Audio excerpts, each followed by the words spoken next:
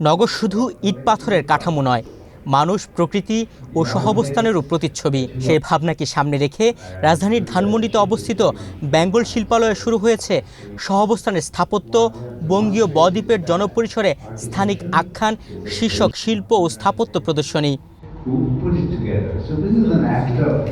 British কাউন্সিলের উদ্যোগে আয়োজিত এ প্রদর্শনীতে শিল্প, স্থাপত্য ও গবেষণার মাধ্যমে তুলে ধরা হয়েছে জলবায়ু সংবেদনশীল, অন্তর্ভুক্তিমূলক এবং মানবিক জনপরিসর গঠনের ধারণা।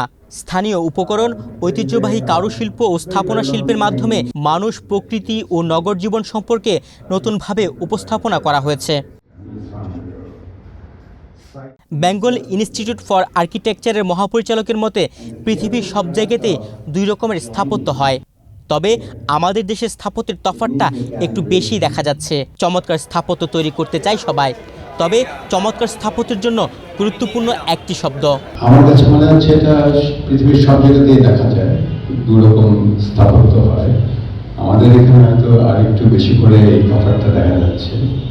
চমকদার একটা হিন্দি উর্দু শব্দ বাংলাতে মাঝে মাঝে আমরা ব্যবহার করি, আর এটা it suggest something shiny, glittering and flamboyant. আমার কাছে মনে হয় এটা phenomenon of the market place.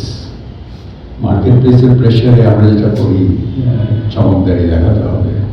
প্রদর্শনীর উদ্বোধন করেন পরিকল্পনা প্রতিমন্ত্রী জুনায়েদ আব্দুর রহমান সাকি। এ সময় উপস্থিত ছিলেন বাংলাদেশের ব্রিটিশ হাইকমিশনের ভারপ্রাপ্ত high commissioner James Goldman, British council বাংলাদেশের কান্ট্রি ডিরেক্টর স্টিফেন ফুপসহ সংস্কৃতি ও স্থাপত্য অঙ্গনের বিশিষ্ট ব্যক্তিরা।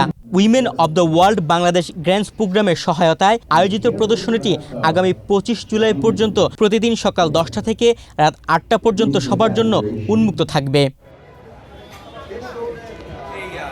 তুহিন ভুইয়া, বাংলাদেশ প্রতিদিন।